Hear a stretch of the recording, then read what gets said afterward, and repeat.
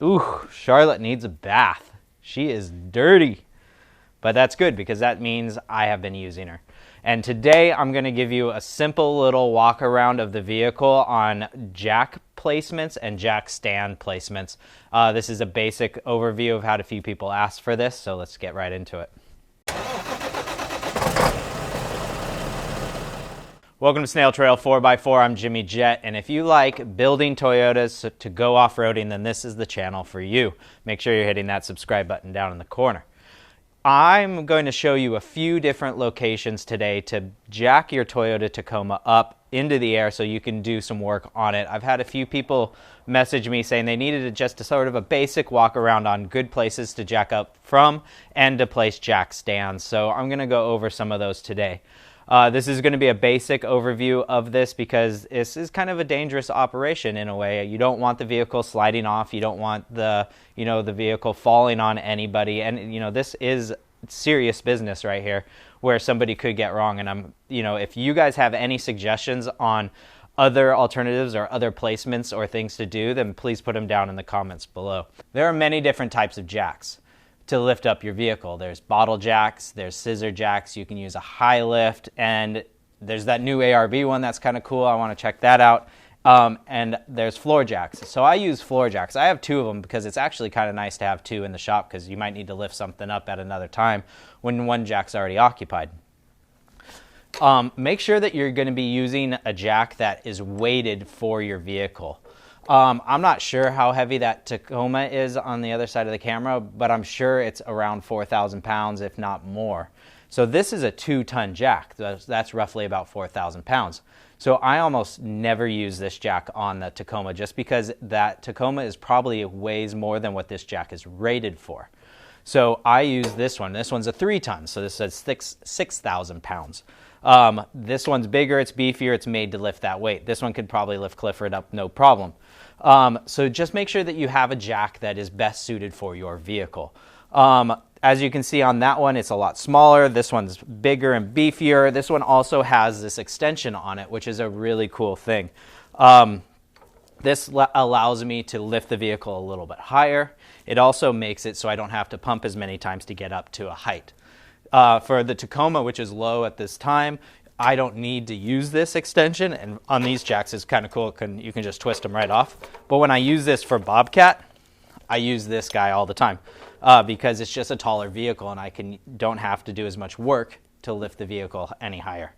So one thing I really want to stress is don't fake one of these things with a piece of wood or like a 4x4 or possibly some metal. It's just not safe. It's not, things can move, things can slip, and the vehicle could fall down, and it's just something you don't want to do. I know there's situations where you have to be doing things along those lines.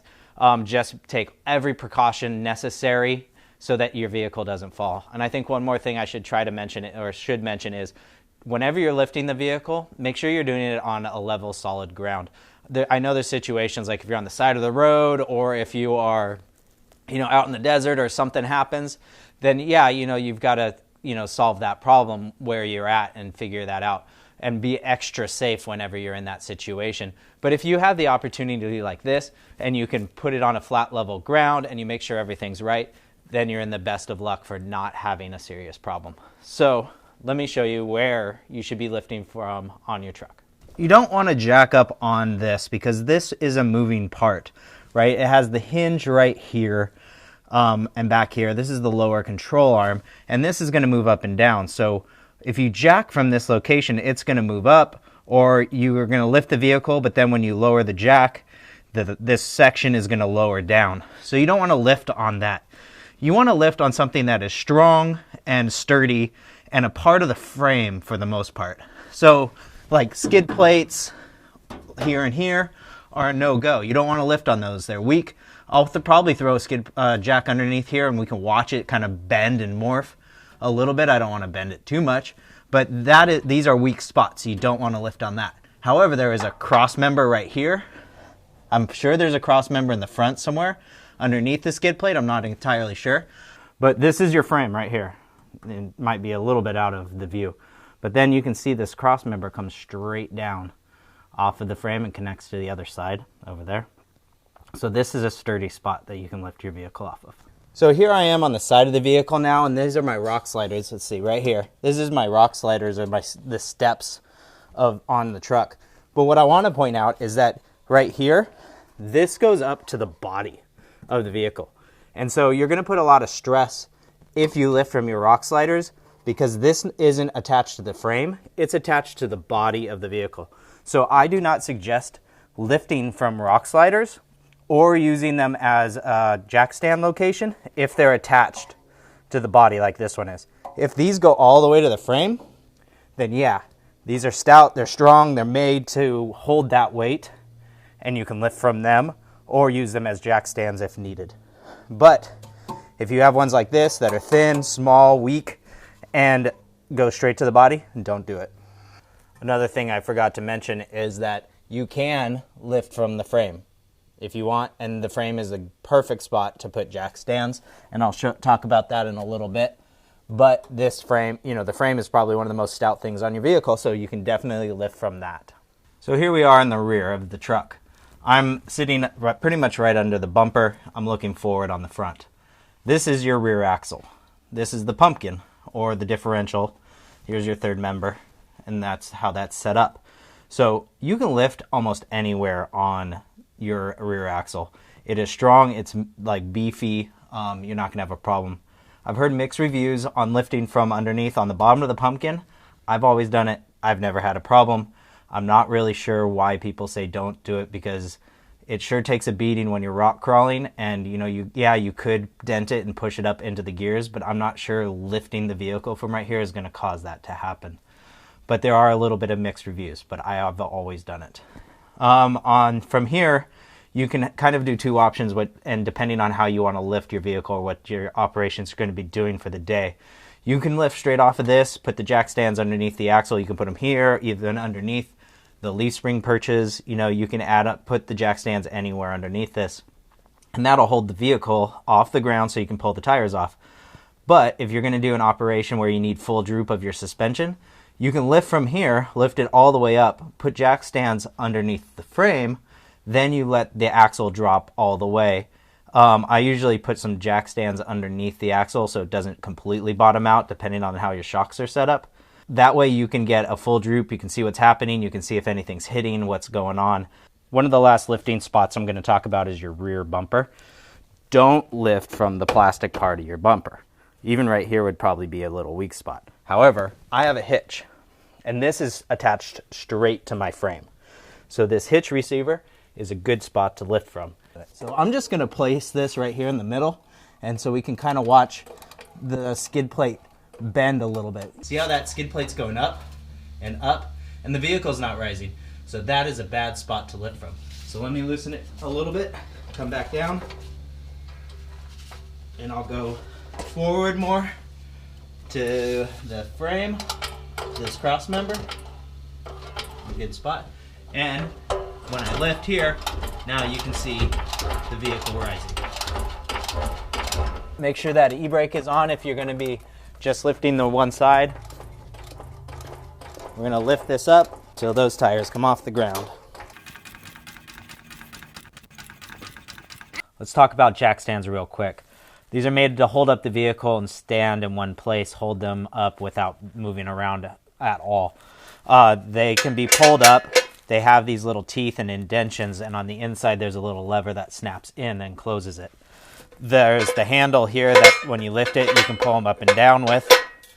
And one thing to make sure to do is that you want to put these on a flat surface. You can see right here this frame curves down. So you don't want to put the floor jack into this area, or the jack stand, into this area, because it could slip one way or another and the vehicle could come crashing down. So right here, this is probably in your way, but right here is flat on the frame. And so what we're going to do is we're going to put this in this area. We're going to pull it all the way up as high as we can get it to go. And then we're just going to mount it or put the floor jack into place. So then the vehicle is going to come down onto there. So one of the things I always look at is how are the points touching the frame?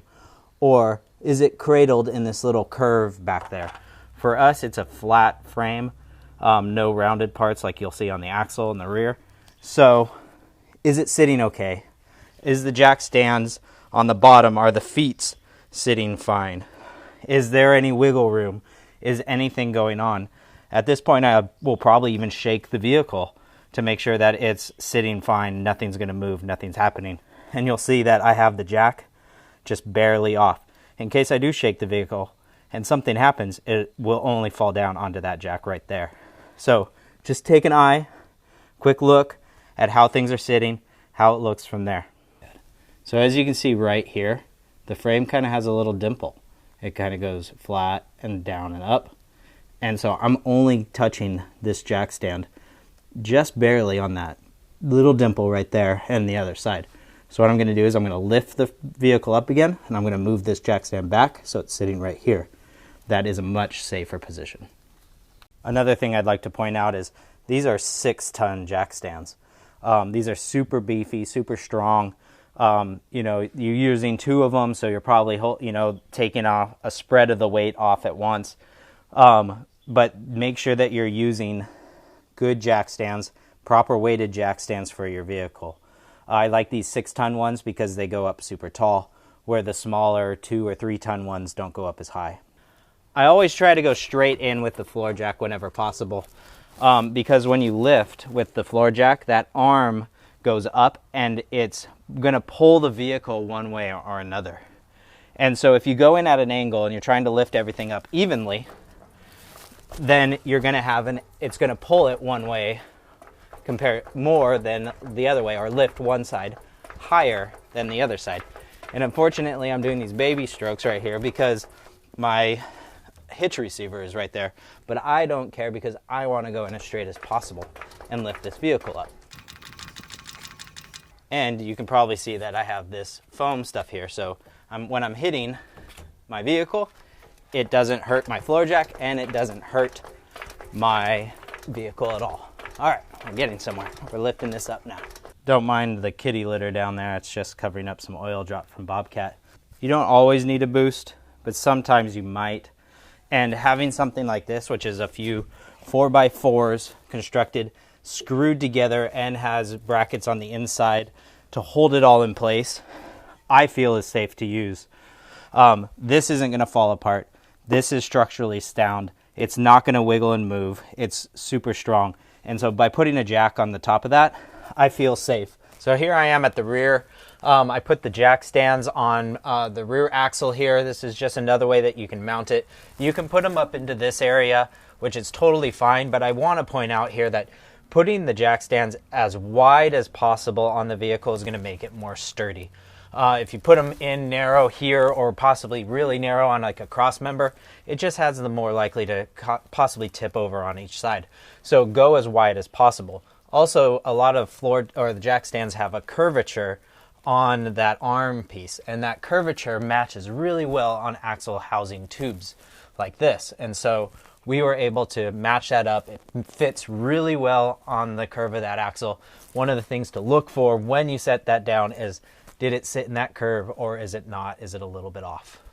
This thing's a beast this tall. Look at that. I'm probably 5 to 8 inches off the ground, 8 in the rear, 5 or 6 in the front, and it's tall. This thing's massive now.